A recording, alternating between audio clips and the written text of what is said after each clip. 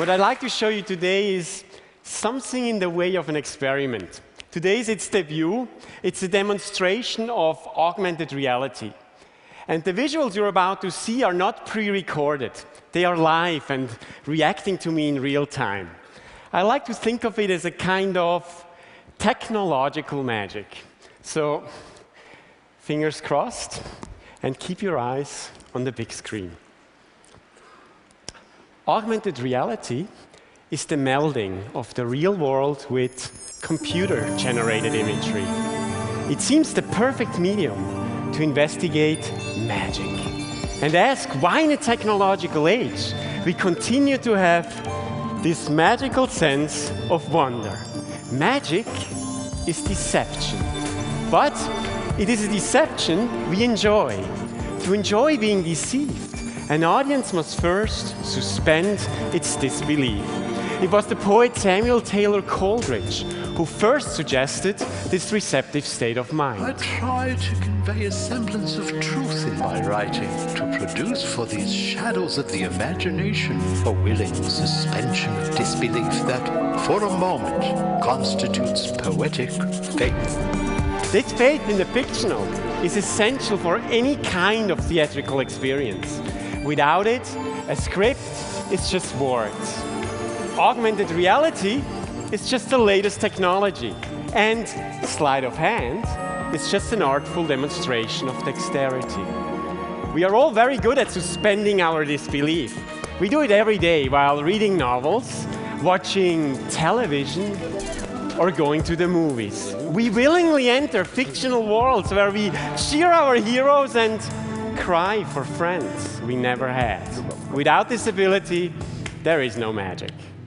It was Jean-Robert Houdin, France's greatest illusionist, who first recognized the role of the magician as a storyteller. He said something that I've posted on the wall of my studio. A conjurer is not a juggler. He is an actor playing the part of a magician. Which means magic is theater, and every trick is a story.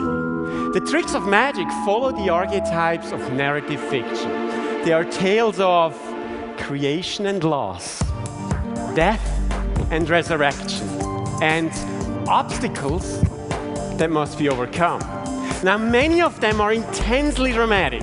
Magicians play with fire and steel, defy the fury of the buzzsaw, dare to catch a bullet, or attempt a deadly escape. But audiences don't come to see the magician die. They come to see him live, because the best stories always have a happy ending. The tricks of magic have one special element. They are stories with a twist. Now, Edward de Bono argued that our brains are pattern matching machines. He said that magicians deliberately exploit the way their audiences think. Stage magic relies almost wholly on the momentum error. The audience is led to make assumptions or elaborations that are perfectly reasonable, but do not, in fact, match what is being done in front of them. In that respect, magic tricks are like jokes.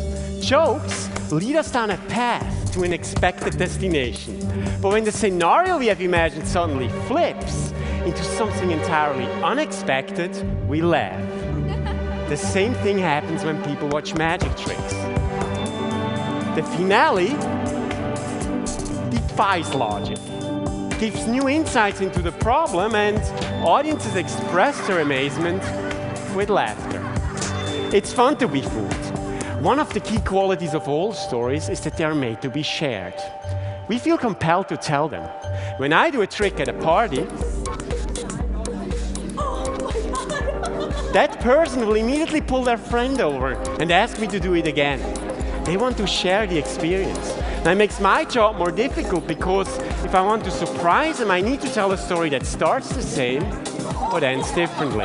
A trick with a twist on a twist. It keeps me busy. Now, experts believe that stories go beyond their capacity for keeping us entertained. We think in narrative structures. We connect events and emotions and instinctively transform them into a sequence that can be easily understood. It's a uniquely human achievement. We all want to share our stories. whether it is the trick we saw at the party, the bad day at the office, or the beautiful sunset we saw on vacation.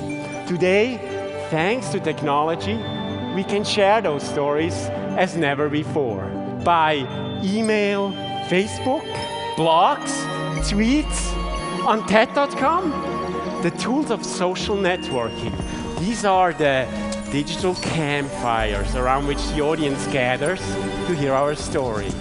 We turn facts into similes and metaphors, and even fantasies.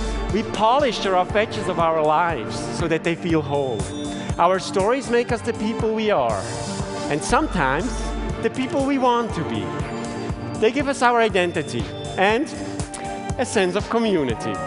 And if the story is a good one, it might even make us smile. Thank you.